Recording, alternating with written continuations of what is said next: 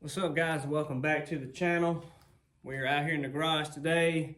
It's Sunday. Happy Easter to everybody.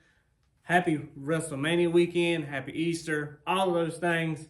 We're gearing up for WrestleMania Night 2 tonight. So before then, we're just out here doing a little work on the Corvette, trying to get these seats ready to go in. There's still a lot to do. I forgot one sort of in the car. Well, it's bolted in, but I'm going to have to, I'll show you. Anyway, so I got the other seat here. I'm going ahead and put the sliders on, and I'm going to try and see how much more modification I'm going to have to do to this bracket. I was out here earlier for probably 2.5 hours, and probably an hour of that was modifying the other bracket more than I had at work to make it fit the seat sliders. Needless to say, I'm really not happy with the budget brackets that I bought, which that's to be expected when you spend less than $100 on 2 brackets. Let's just be honest. But overall, after they're in the car, they fit the studs in the car pretty well, so I can't complain there. Just getting them on the seat, that was the issue. So that's really it. I'm gonna stop you here, get you switched around so we can show you the inside of the car. All right, so here we are. You kind of see it through the windshield or the side glass, through the windshield. Looks pretty good in there. Let's open the door and I'll explain some things to you guys. Now, if you notice, it looks pretty comfortable. It looks at home. And this is the driver's side with the recliner. You know, most people have to put them in reverse. I tried that before I bolted this one in. The passenger seat still would not clear, because if you notice, this plastic that covers up all the seat belt is not here because this part is in the way. And even if you put the passenger seat in here, where this plastic comes up and the bottom of the seat belt is, it bubbles out into here. So even with the passenger seat in there, it would not come back far enough for the bracket to even remotely want to line up. So I had heard before, and I just had to reiterate what we got to do. I'm going to order some black C6 seat belts, because the C5 has a tensioner here, and the bottom, the bulk, it has a tensioner there as well. That's why it has the big bubble in the bottom.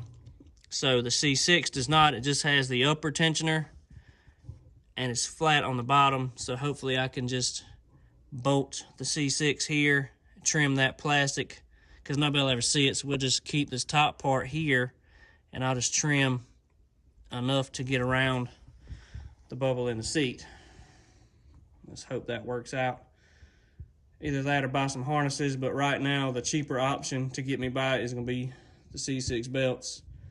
I think I looked on eBay earlier for a black set. It's around $155. Whereas if I go with Braum harnesses, that's going to be $130 a piece, plus having to buy a harness bar, which is, depends on which one you get. That's still probably another $200, $250, if not more. I think the VetWorks bar is $400 or better, $500 or better. And I'm not spending that just to get seat belts. I'll just do the $150 to put some C6 belts in and ride for a little while. But let me know what you think. I'm going to continue working on the other seat and get it ready to go in the car. I don't know that I'll get it in today because it's pretty warm outside. It's a pretty day. Plus it's Easter. We're going to be celebrating with the family here in a little while. Just doing what I can to make some headway before the June show. We still got, I did just a little update, another update other than the seats. The tires for the 20s are here. You saw the tires for the 19s, they are here. So hopefully this week, maybe we'll get to install some 19s and 20s, and hopefully some coilovers the weekend, depending on how everything goes. I did not want to put the coilovers on or put the wheels on without the coilovers, because I want to set the coils to the new wheels, if that makes sense. It does to me. I don't want to set it to these and then have to pick it back up to put the 20s on. So we're going to get the tires put on the wheels, get the coilovers on, the wheels on, and get the suspension set. But I just wanted to show you guys these seats. Like I said, it's not the simplest task, but it is doable. And again, that's the Braum Viper X in red jacquard. Shout out to Braum Racing for sponsoring the Corvette. Seats look awesome. I have sat in it. It is comfortable. Like I say, it does recline. I've got a little something going on with my slider. It's not as easy to go back and forth. But where it sits now is comfortable in the car. It looks low, like it's sitting on the floor, but it's about the same height as the factory seat with everything in the car. The top is almost in line with the other seat. So I'm gonna leave you here with this, guys, and we'll catch you in the next one. Stay tuned.